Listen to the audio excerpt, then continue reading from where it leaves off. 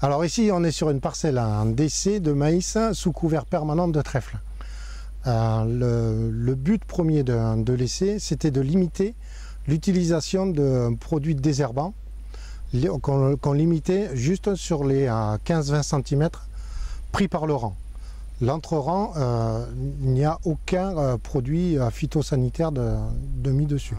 La deuxième recherche qu'on avait, c'était de limiter le vent de sable. Un des gros problèmes du secteur, c'est le vent au printemps, lorsque le maïs est à 1-2 feuilles, où le vent prend de la vitesse sur le sol et fait déplacer des grains de sable qui lacèrent le maïs. Et pour éviter justement ce déplacement de grains de sable, le couvert végétal empêche les grains de se déplacer.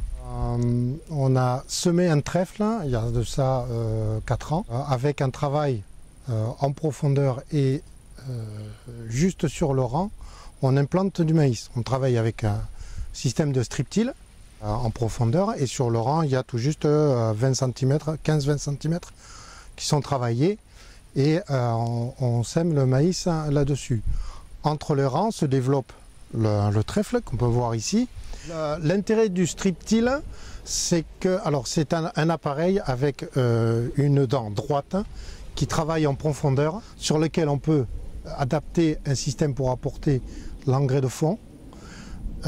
Et ensuite, on a dessus des systèmes de chasse-débris qui écarte la végétation sur 15 à 20 cm en fonction du réglage qu'on met pour travailler le lit de semence du maïs qu'on veut mettre en place.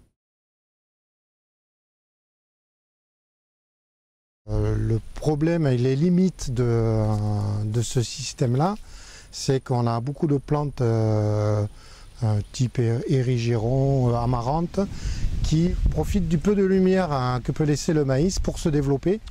D'autres problèmes, c'est la concurrence au niveau nutriments et au niveau de l'eau surtout, parce que sur cette parcelle-là, je suis un petit peu limité en irrigation, ce qui fait que le couvert rentre en concurrence avec le maïs et on limite les rendements.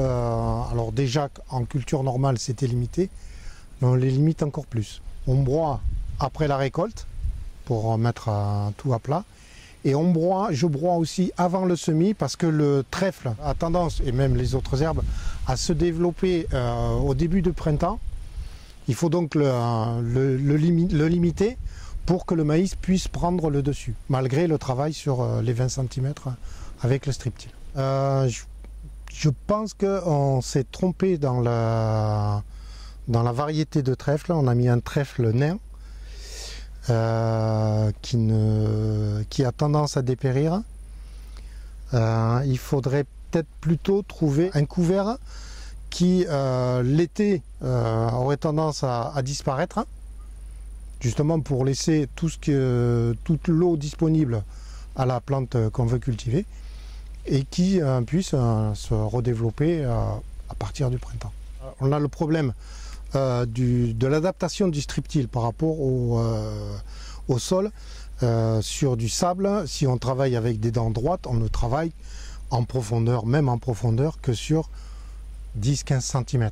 On n'arrive pas à fissurer comme on fissurerait un argile ou un truc comme ça. Projet à moyen terme, oui, c'est d'adapter mon décompacteur qui est avec des dents Michel, d'adapter dessus des chasses-débris, un disque à l'avant pour ouvrir pour pas que ça abîme le couvert végétal, des chasses-débris pour travailler comme un strip-till. Parce que le problème quand on fait des profils avec l'utilisation du strip-till, on retrouve les racines de maïs qui sont concentrées sur 20 cm de large.